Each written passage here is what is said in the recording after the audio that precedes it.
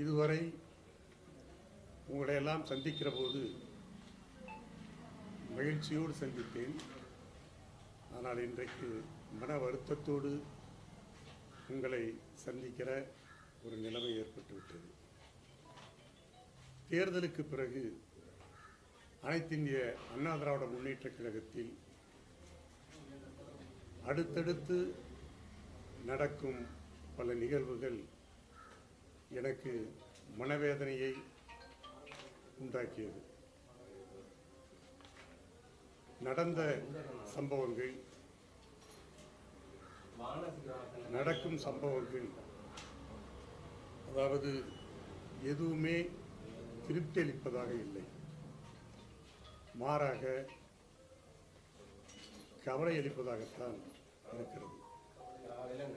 பொன்மனச்செம்மல் புரட்சி தலைவர் எம்ஜிஆர் அவர்களும் புரட்சி தலைவி அம்மா அவர்களும் இந்த இயக்கத்தை எப்படி உருவாக்கினார்கள், எப்படி காத்தார்கள், எப்படி வளர்த்தார்கள் என்பதெல்லாம் இந்த நாடே அறியும். பொன்மனச்செம்மல் புரட்சி தலைவர் எம்ஜிஆர் அவர்கள்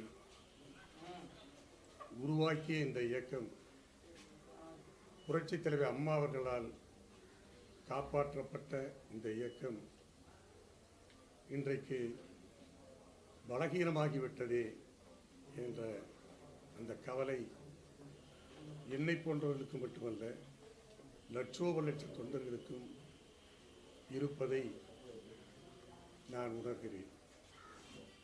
அதாவது கட்சி பலகீனப்பட்டு கொண்டே போகிறது.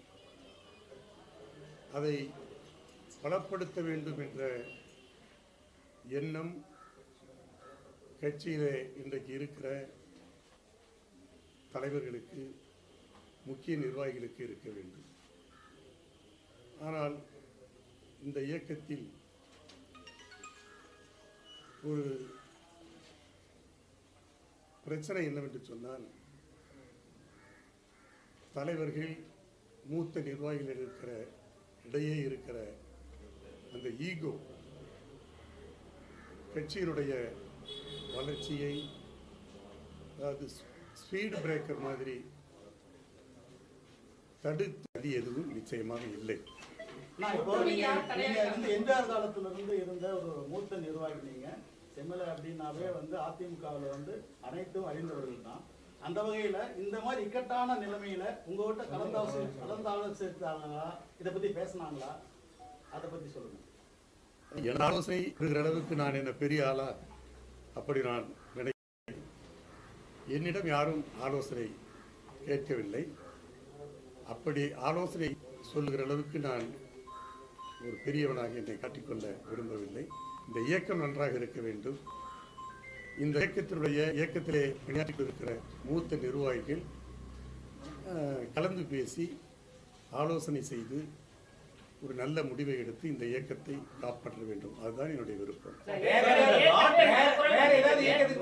அதிமுக ஒருங்கிணைக்கணும் அப்படின்னு சொல்லிட்டு சசிகலா, பன்னீர்செல்வம் இப்படி பல பேர் கருத்துக்களை சொல்லிக்கிட்டு இருக்காங்க. ஒரு மூத்த நிர்வாகி இப்பொழுது நான் என்ன நினைக்கிறேன்,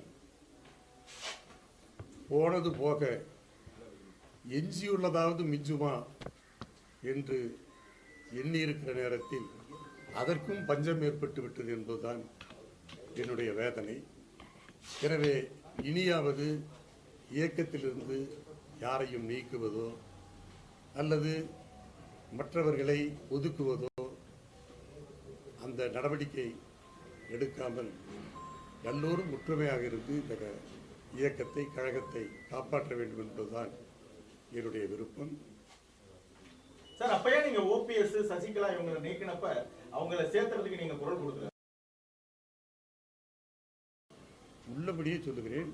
அதை மனதில் வைத்துக்கொண்டு அடுத்த தேர்தலில் 2016 எனக்கு வாய்ப்பளித்தார். அது எதற்காக சொல்றேன்னு சொன்னால், சில நேரங்களிலே தலைமையை மீறி சில காரியங்கள் நடக்கிற போது அது மறுக்கப்பட்டதாகவும் இருக்கலாம், தடுக்கப்பட்டதாகவும் இருக்கலாம். அதனால் யாரையும் நான் குற்றம் சொல்லவில்லை. என்னுடைய போதாத காலம், என்னுடைய அன்லக் எனக்கு அது கிடைக்கவில்லை. அப்படித்தான் அதை ஒரு சீரியஸாக எடுத்துக்கொள்ளவில்லை. பெரிதாகவும் எடுத்துக்கொள்ளை. நான் அதை அந்த குறிப்பிட்டதற்கு காரணம், அப்படி வாய்ப்புகள் கிடைக்காத நிலையில் கூட தலைமைக்கு கட்டுப்பட்டு இந்த இயக்கத்திற்காக நான் மூத்தவர்கள் சொல்லியிருக்கிறார்கள். எனவே நீங்கள் இப்பொழுது சொன்னதை போல இந்த ஒரு வார காலத்திலே நன்றாகத்தான் செய்து கொண்டிருக்கிறார்கள். அவேகாவை பொறுத்தவரையில் அதாவது இந்த ஒரு வார அறிவிப்புகள் பணிகளை பார்க்கிற போது ஏற்றுக்கொள்ளக்கூடியதாக இருக்கிறது. அந்த செயல்பாடு பாராட்டத்தக்கதாகத்தான் இருக்கிறது. ஒரு மூத்த அரசியல் அமைச்சர் ஆதவர்ஜனா வந்து பொது மேடையில முன்னாள் முதலமைச்சர் ஸ்கெட்ச் போட்டு தூக்கிடுவோம், துணை முதலமைச்சர் அடுத்த தேர்தல் ஸ்கெட்ச் போட்டு தூக்கிடுவோம் சொல்லி ஒரு அமைச்சர் வந்து இப்படி மூன்றாம் தர சமூக வலைதளம் எல்லா சேனலும் வந்திருக்கு. சமூக வலைதளங்கள் வருகிற செய்தி எல்லாம் உண்மையென்று இல்ல எல்லா தொலைக்காட்சியிலும் வந்திருக்கு. இல்ல அதெல்லாம் அப்படியெல்லாம் சொல்லக்கூடாது. சமூக வலைதளங்களுடைய இதெல்லாம் இது பண்ண முடியாது. அப்படி வந்து நம்ம ஒரு இது பண்ணக்கூடாது. யூகங்கள் வதந்திகள் இப்படிலாம் வரும். அவரை கேட்டால் அதுக்கு விளக்கம் சொல்லுவார். அமைச்சர் ஆதவ அர்ஜுனாரு இந்த மாதிரி பேசுறீங்களே, அதுக்கு என்ன பொருள்ல பேசுறீங்க, என்ன அர்த்தத்தில் பேசுறீங்கன்னா அதற்கு அவர்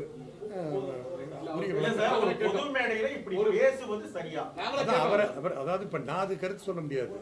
அவரை கேட்டா அதுக்கு அவர் தக்க பதிலை சொல்லுவார். ஏன் அப்படி பேசினேன், ஏன் அப்படிப்பட்ட கருத்தை நான் சொன்னேன் அப்படின்னு சொல்லலாமே தவிர ஸ்கெட்ச் போட்டு தூக்கணுங்கிறதெல்லாம் நீங்க சொல்றதெல்லாம் அது எந்த அர்த்தத்தில் சொன்னாங்கிறது பார்க்கணும். மாற்று கட்சிக்கு போறதுக்கான வாய்ப்பு இருக்கா இல்லையா? போவீங்களா இல்ல அதிமுகவோட உங்க அரசியல்ல ஓய்வெடுறீங்களா? என்னால முந்தைய சொல்லிட்டேன், அது மாதிரி எண்ணம் இல்லை, அது போன்ற எண்ணம் இல்லை.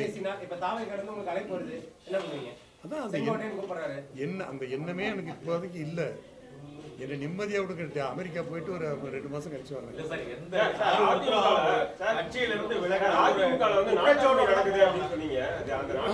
குற்றச்சாட்டோடு போகவில்லை.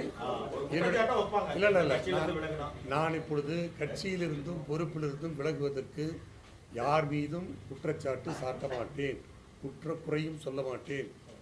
எனக்கு அதாவது நடந்த சம்பவங்கள், நடக்கிற சம்பவங்கள் எனக்கு மன வேதனையை உண்டு கொண்டு இருக்கிறது.